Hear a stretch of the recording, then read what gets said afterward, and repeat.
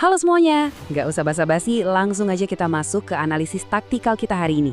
Jujur, saya benar-benar semangat banget buat ngebedah pertandingan yang satu ini. Kita bakal ngomongin drama 5 gol yang luar biasa intens, di mana Inter Miami sukses menundukkan Chicago Fire dengan skor tipis 3-2. Sebagai analis, ngelihat gimana sebuah tim bisa beradaptasi dan menang di tengah kondisi skuad yang pincang tuh selalu jadi hal yang menarik banget buat dibahas. Dan di paparan kali ini kita bakal bedah tuntas gimana presisinya Miami mengeksekusi game plan mereka di atas lapangan. Nah, pertanyaan analitis terbesar yang membayangi laga ini sejak peluit belum ditiup adalah gimana caranya Miami bisa menang tanpa magis seorang Lionel Messi. Kita semua tahu lah ya, Messi itu bukan cuma sekedar pemain bintang, dia itu mesin utamanya. Musim ini aja, dia udah jadi produsen utama tim dengan 20 keterlibatan gol. Rinciannya 12 gol dan 8 assist di MLS. Kehilangan pemain dengan output segila itu biasanya bakal ngerusak seluruh struktur penyerangan sebuah tim. Jadi, yang bikin penasaran, gimana skuad racikan Tata Martino ini merombak taktik mereka supaya tetap kelihatan mematikan? Hal itu langsung ngebawa kita ke rintangan taktikal pertama yang harus mereka hadapi. Kita masuk ke bagian badai pemain absen. Masalahnya, yang absen ini bukan cuma sekedar pemain rotasi biasa. Ini benar-benar tulang punggung tim.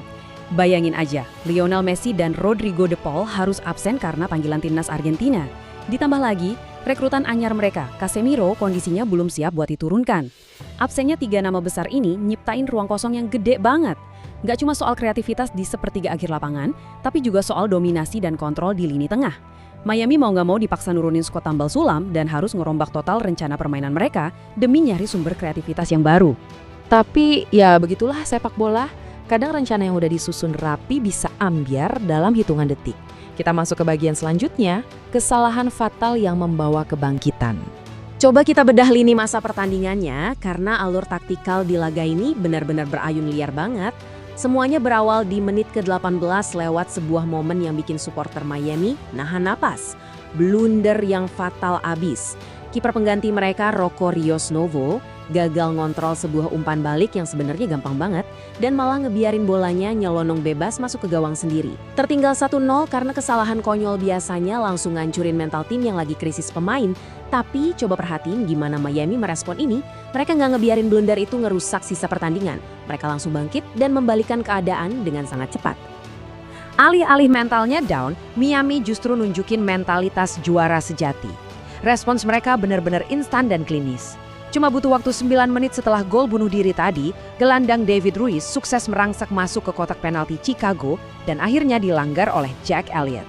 Ini jadi bukti nyata kalau sistem Miami yang ngandalin penetrasi agresif dari second line tetap berjalan dengan sangat efektif.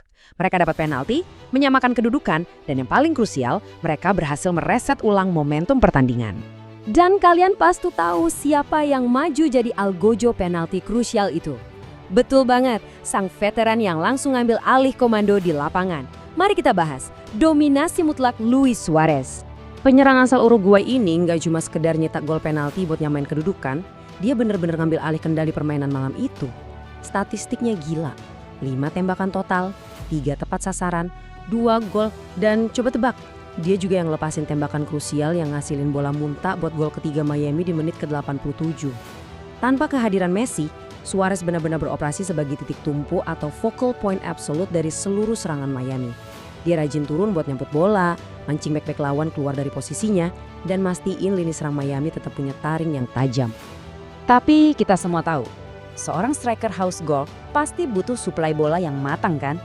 Nah, disinilah peran pemain lain jadi sangat krusial. Perhatiin gimana Jerman berrame-rame ngambil alih peran fasilitator tersebut.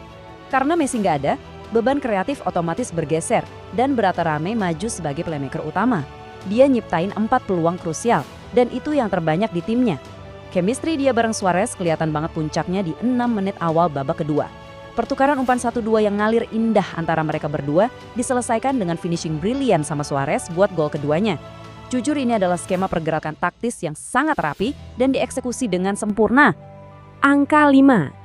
Angka ini mewakili sebuah pencapaian yang gak main-main buat Miami. Aksi heroik Suarez tadi dan kecerdasan taktis tim secara keseluruhan mastiin mereka ngeraih kemenangan beruntun kelima di MLS. Perlu diingat, sebelum jeda Piala Dunia kemarin, Miami lagi dalam form yang luar biasa. Dan pertandingan ini ngebuktiin kalau mereka sama sekali nggak kehilangan ritme. Mereka terus tancap gas, ngukuhin posisi di klasemen, sekaligus ngirim sinyal bahaya buat rival-rival mereka. Tapi, di setiap laga pasti selalu ada dua sisi koin dari kacamata taktis. Sekarang kita beralih ke kubu seberang dan ngebahas apa yang sebenarnya terjadi sama rekrutan besar Chicago Fire. Ini dia, debut sunyi Robert Lewandowski. Ada kontras yang kentara banget antara dua striker kelas dunia di laga ini. Di satu sisi, kita lihat Luis Suarez yang tampil ngegas jadi motor serangan yang super efektif dan terlibat langsung di ketiga gol Miami. Di sisi lain, kita nyaksiin debut MLS seorang Robert Lewandowski yang sayangnya cukup bikin ngenes. Beda banget sama Suarez yang dapat support system luar biasa dari timnya, perkenalan Lewi di MLS justru kerasa panik dan dia benar-benar terisolasi di depan sendirian. Setup taktikal Chicago gagal total buat ngehubungin suplai dari lini tengah ke ujung tombak baru mereka ini. Cuma 4. Percaya nggak? Ini mungkin metrik paling mengejutkan dari keseluruhan laga. Lewandowski cuma berhasil nyatat 4 sentuhan di dalam kotak penalti Miami dan cuma bisa ngelepasin 1 tembakan selama 62 menit dia main. Buat ukuran striker predator sekelas Lewandowski, angka ini benar-benar ngungkapin kegagalan struktural yang masif dari Chicago Fire dalam nyalurin suplai bola. Miami juga patut diacungi jempol karena mereka bertahan dengan sangat disiplin, motong semua jalur umpan ke arahnya, dan bikin debut sang bintang terasa sangat-sangat sunyi. Oke, kita udah ngebahas narasi gol dan performa individunya. Sekarang mari kita lihat beyond the scoreboard, masuk ke rincian analisis data, statistik, dan rincian peluang.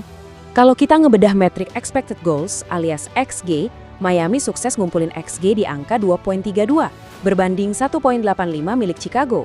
Angka ini secara objektif jadi bukti nyata kalau sepanjang laga, Miami konsisten nyiptain peluang dengan kualitas yang jauh lebih tinggi.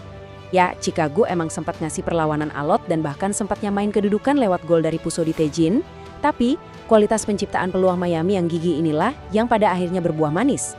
Saat tembakan keras Suarez di tepi skipper, Preston Plumbeck ada di posisi yang pas banget buat nyamber bola rebound di menit ke-87. Kemenangan ini bukan hoki semata guys, tapi hasil dari build up penciptaan peluang yang terstruktur dari awal.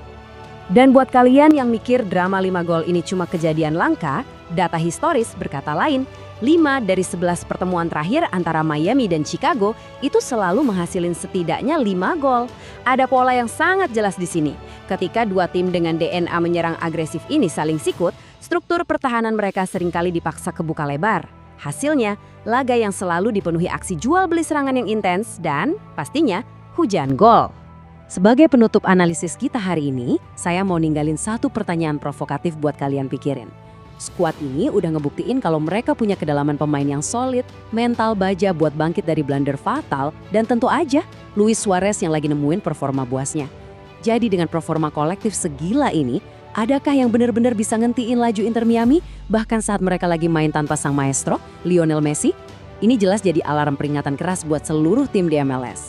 Makasih udah ngikutin paparan taktikal mendalam ini dan pastikan kalian terus mantau evolusi taktik Miami di laga-laga selanjutnya. Sampai jumpa!